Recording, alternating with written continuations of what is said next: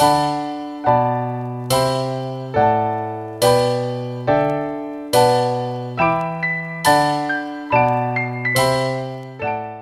toto je podcast o osobnom rozvoji Zlepšuj sa. Moje meno je Juraj Todt a každý pondelok ti prinášam inšpiráciu k tomu, ako byť lepší. Rozhovory s osobnosťami i solo epizódy, kde s tebou zdieľam, čo som sa naučil, čo mi pomohlo a čo by mohlo pomôcť aj tebe vybudovať si a udržať správne návyky a posúvať sa k lepšej verzii seba samého. To všetko nájdeš v tomto podcaste. Je 1000 iných vecí, ktoré by ťa mohli aktuálne zamestnávať a 1000 iných podcastov, ktoré by ti mohli znieť v ušiach, ale ty počúvaš práve mňa. Veľmi si to vážim. Poďme na to, tu je dnešná epizóda.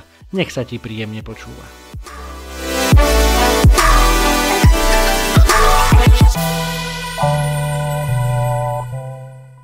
Daj si pozor, prichádza ďalší zabijak. A tým zabijakom je sedenie. Dámy a páni, chlapci a dievčatá, vítajte pri 48. epizóde podcastu Zlepšuj sa. Ďakujem, že ste si ma opäť zapli. Ako som naznačil v tom ako keby hrôzostrašnom úvode, dnes sa budeme baviť o sedení, o tom, že naozaj veľa sedíme, alebo príliš veľa sedíme. Čo ma k tomu inšpirovalo je, ako inak, ako sa to stáva pomerne často, je podcast, ktorý som si vypočul, konkrétne z britského denníka Guardian, kde v niektorom z dní v tomto týždni sa rozprávali práve o tom, že či je pravda, že naozaj sedenie nás pomaly a postupne zabíja. A rozprával o tom jeden z redaktorov denníka Guardian, ktorý paradoxne sa zaoberá politikou, čiže zdravý životný štýl, alebo sedenie, alebo šport vôbec nie je jeho priama domena, ale veľmi sa o to zaujíma, sám aktívne veľa športuje, najmä teda bicykluje. A ešte pomerne vtipná vec je aj to, že jeho meno je Peter Walker, teda keby sme to chceli preložiť doslova, tak Peter Chodec. Veľa teda asi aj chodí, nielen bicykluje. A on napísal knihu, ktorá sa volá Miracle Pill, alebo Zázračná tabletka, kde sa venuje práve tomu, ako populácia, koľko veľa času strávime tým, že sedíme a že je to jednoducho naozaj príliš veľa. V knihe hovorí, že viac ako 1,5 miliardy ľudí na svete je natoľko neaktívnych, teda príliš veľa sedia a príliš málo sa hýbu, že majú oveľa zvýšené riziko toho, že budú mať problémy so srdcovými chorobami, s cukrovkou, s rakovinou, s artritídou, s depresiou a dokonca aj s demenciou. A čo teda hovorí tam, že jednoducho sedavý spôsob života zabíja viac ľudí ako obezita sama o sebe. V tomto podcaste opäť, ako aj minule, ma trošku naštvali minule, keď rozprávali o korene a o tom, ako by sme sa mali zo všetkého znepokojovať, tak teraz povedali jednu takú myšlienku, že nie je to naša chyba, to, že veľa sedíme, ale je to každého zodpovednosť. A mysleli to asi tak, že jednoducho celé mestá sú navrhované tak, aby boli čo najviac prispôsobené paradoxne autám a nie ľuďom alebo cyklistom.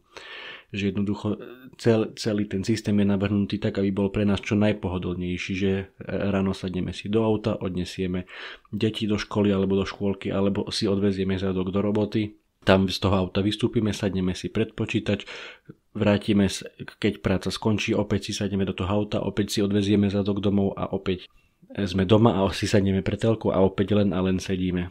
Môžeme sa trošku naťahovať na slovíčkach, že chyba versus zodpovednosť. Ja samozrejme, ak ma počúvate dlhšie, tak viete, že ako keby odmietam takéto hľadanie vinníka niekde v externom prostredí alebo ukazovanie prstom na niekoho, kto môže za to, ako sami máme. Jednoducho, my sme zodpovední za to, koľko sedíme a aký máme spôsob života. Ty osobne, ty, ktorý ma teraz počúvaš, alebo ktorá ma teraz počúvaš, takže žiadne výhovorky na dizajnovanie miest alebo urban planning, jednoducho ty si za to zodpovedný, ty si za to zodpovedná, či sedíš veľa alebo málo. Samozrejme, nejdem sa tu v žiadnom prípade hrať na dokonalého, ja som na tom úplne podobne, takisto si uvedomujem, že veľa sedím.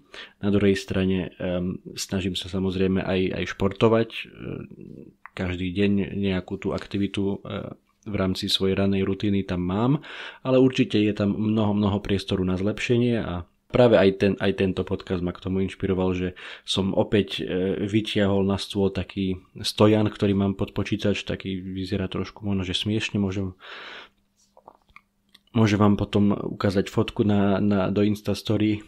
Je to jednoducho podstavec pod počítač, ktorý si vydvihnete a viete robiť v stoji. Čiže ste pekne vystrietí, vyrovnaní, nesedíte, ale stojíte a takto sa to odporúča, že by sa to mohlo striedať, ale k tomu sa ešte dostaneme.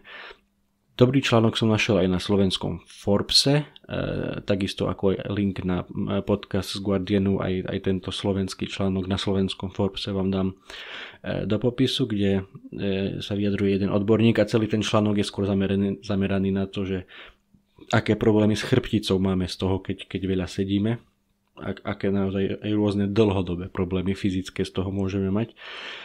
A jeden odborník sa tam vyjadruje v tom zmysle, že niečo také ako dlhodobé dobré sedenie jednoducho neexistuje.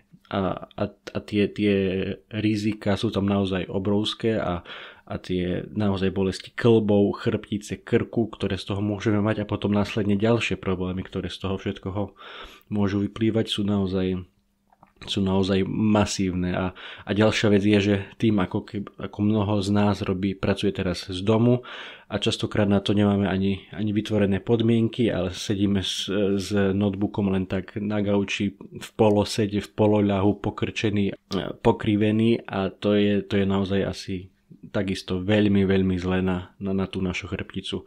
V tom článku od Forbesu aj ten odborník tam hovorí, že ako správne sedieť. Tak tú základnú teóriu možno, že poznáme, že všetko by malo byť v pravom uhle, teda kolena v 90 stupňovom uhle, zložené pod stolom, lakte v 90 stupňovom uhle, keď píšete na klávesnici alebo robíte s myšou. A takisto obrazovka, do ktorej sa pozeráte, by mala byť ako keby na úrovni vašich očí alebo dokonca trošku vyššie, teda mali by ste mať hlavu rovno, prípadne by ste mali trošku pozerať hore a nie pozerať dole, lebo vtedy to nie je dobré ani pre vaše oči, ani pre váš krk. To sedenie, to sa asi zhodneme, že to sedenie je naozaj veľmi, veľmi zlé a veľmi kritické pre naše zdravie. Dokonca, ako sa píše aj v tom Forbese, tak mnoho odborníkov hovorí, že sedenie je nové fajčenie, alebo ako v tom Guardiane, že sedenie nás naozaj zabíja a že zabíja viac ľudí ako samotná obezita, čo je naozaj hrozné. Ale máme tu samozrejme aj dobrú správu a tá dobrá správa je, dá sa s tým niečo urobiť. Ty s tým môžeš niečo urobiť hneď teraz alebo hneď zajtra.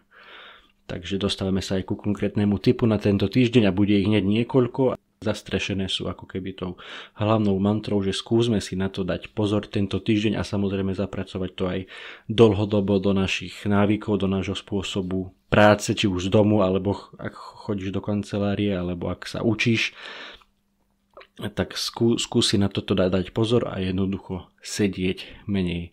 Asi ten prvý a jednak aj najjednoduchší tip, aj najefektívnejší, ktorý ti najviac môže pomôcť, je ten, že si rob prestávky. Neseď dlho v kuse 2-3 hodiny, nedaj Bože.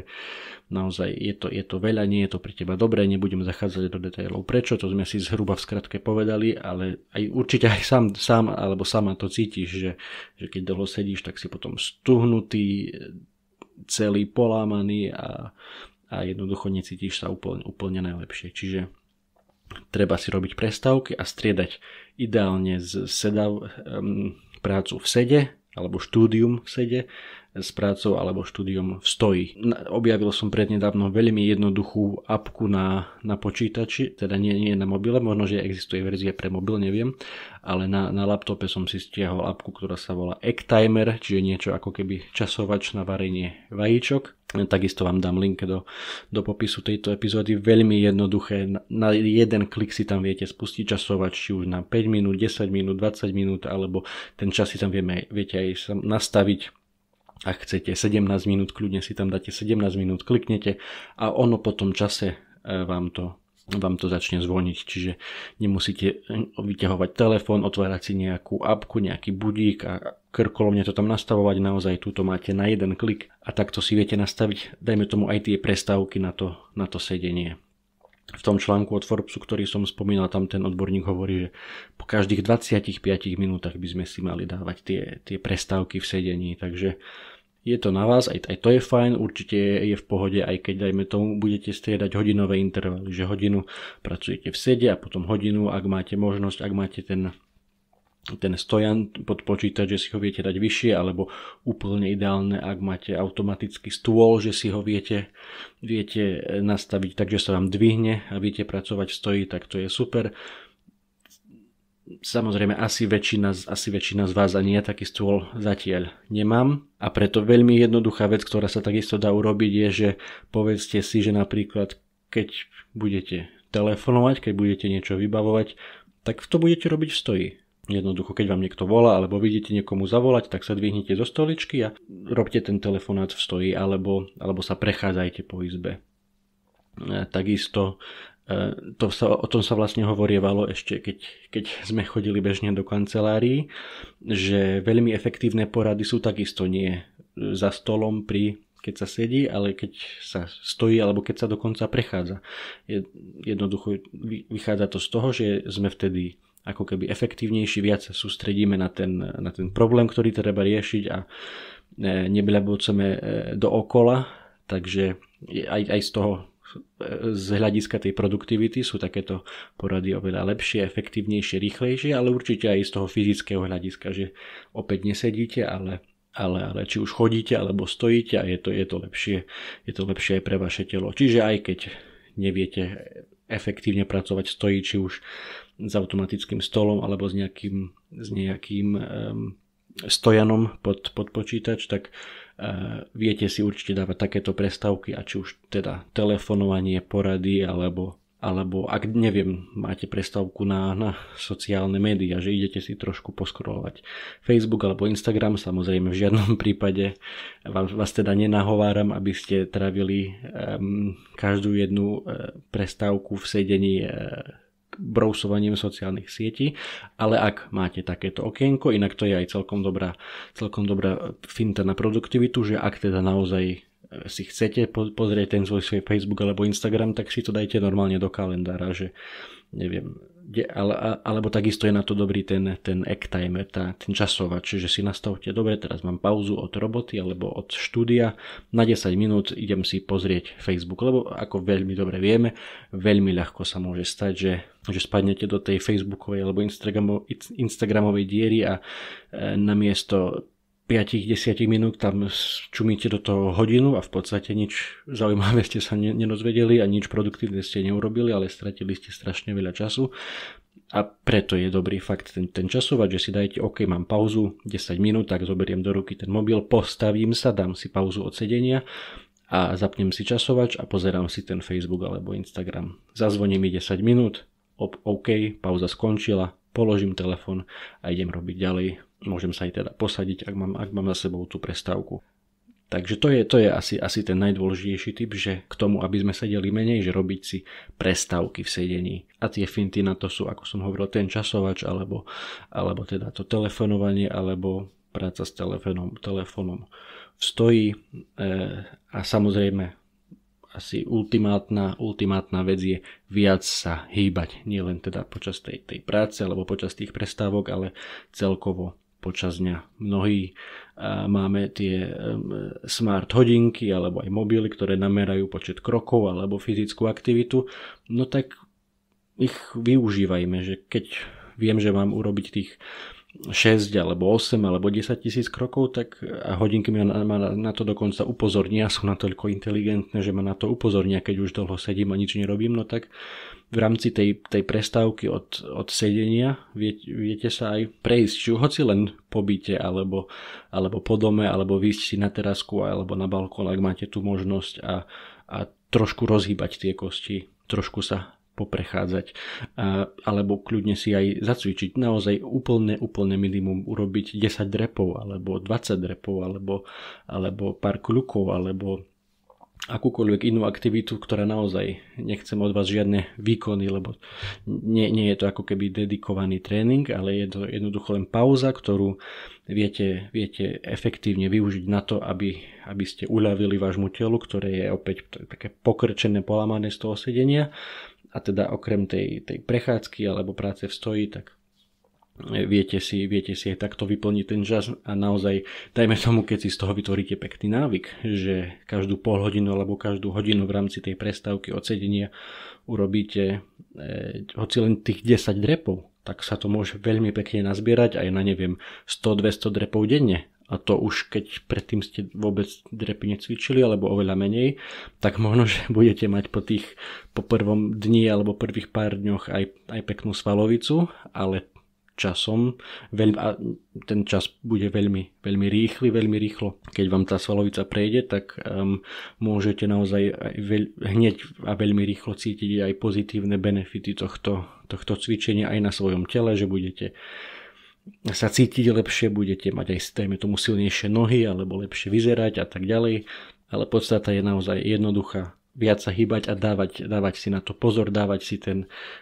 ten časovač, naplánovať si to jednoducho, alebo dostať si to do tých návykov. Nalepte si listoček na monitor alebo na počítač alebo na stenu, aby ste na to nezabudli lebo opäť veľmi rýchlo, takisto aj ja keď som si kúpil ten stojan pod počítač, tak som ho do začiatku používal ako keby aj dosť často, že fakt som aj striedal tú prácu, že robil som hodinku aj niečo po sediačke, potom som si dal ten stojan, potom som robil v stoji a bolo to veľmi fajn, ale časom ako keby stále menej a menej som ho začal používať, až naozaj bez mučenia sa priznám, že posledné 2-3 mesiace som ho nepoužil asi vôbec.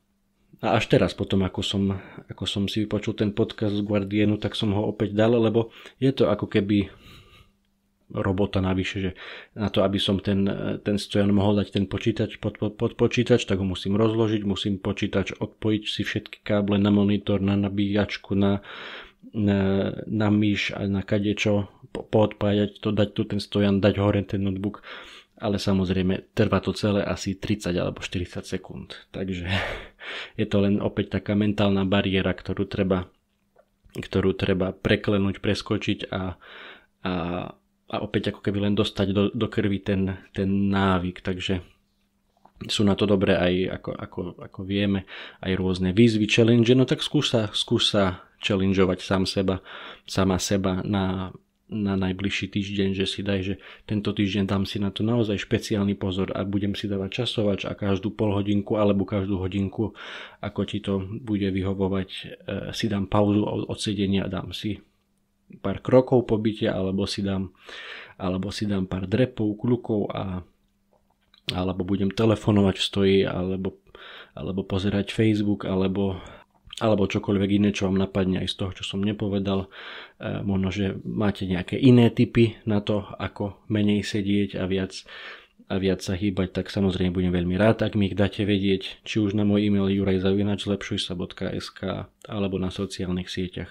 Budem vám veľmi vďačný, takže verím, že vám dnešná epizóda niečo dala, že sa aspoň zamyslíte nad tým, že koľko sedíte a ako sedíte a že naozaj je veľmi, veľmi jednoduché s tým niečo urobiť. Je to len a len na tebe. Nikto iný za to nemôže, len ty, ale dobrá správa je, že ty to máš vo svojich rukách, ty to vieš veľmi jednoducho zmeniť a ja ti v tom budem držať palce. A ešte jedna veľmi kratučká informácia na záver. Skúsi teda tipnúť, ako nahrávam tento podcast.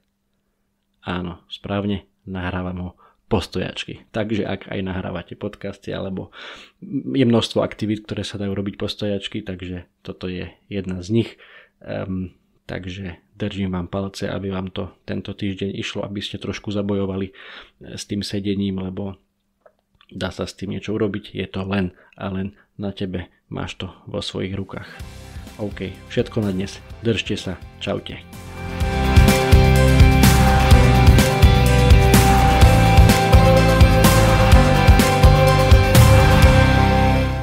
Toto bola ďalšia epizóda podcastu Zlepšuj sa. Ak sa ti páčila a boli tam aj nejaké veci, ktoré ťa vyslovene zaujali, budem rád, ak mi o tom napíšeš a ešte radšej budem, ak túto epizódu aj pozdieľaš, hoci len s jednou osobou v tvojom okolí, o ktorej si myslíš, že by jej to mohlo pomôcť. Ak ma počúvaš cez iPhone, chcem ťa veľmi pekne poprosiť o hodnotenie v appke Apple Podcasts. Zaberie ti to len pár sekúnd a mne to veľmi pomôže dostať tento podcast a pozitívnu inšpiráciu k väčšiemu množstvu ľudí. Ak ma počúvaš cez Spotify, Google Podcast alebo cez iný kanál, ktorý hodnotenie neumožňuje, budem veľmi vďačný za staré, dobré zdieľanie cez sociálne siete, Messenger, WhatsApp, Viber, SMS-ku, čokoľvek, čo používaš na komunikáciu. A predtým, ako sa rozlúčime, chcem ti dať do pozornosti môj prvý e-book. Elektronickú knihu, ktorú som napísal na tému 5 krokov pre skvelé ráno. To, ako začíname naše dni, je mimoriadne dôležité. Ak máš pocit, že u teba existuje priestor na zlepšenie, skúsi pozrieť tento môj e-book. Na 18 stranách s tebou chcem pozdieľať pár základných tipov, ktoré mám na sebe odskúšané a dlhodobo robia moje rána lepšími, zmysluplnejšími, produktívnejšími a zábavnejšími pre mňa i pre moju rodinu. E-book je úplne zadarmo a dostaneš sa k nemu veľmi jednoducho. Stačí, keď si klikneš na môj web www.zlepsujsa.sk/skvelé-rano, zadáš svoj e-mail a hneď si môžeš e-book stiahnuť úplne zadarmo. Ešte raz www.zlepsujsa.sk/skvelé-rano, zadáš svoj e-mail a hneď si môžeš e-book stiahnuť. Budem ti vďačný, ak mi dáš vedieť, či sa ti páčil a držím ti palce na tvojej ceste k skvelému ránu. To je na dnes všetko, počujeme sa opäť o týždeň. Ahoj.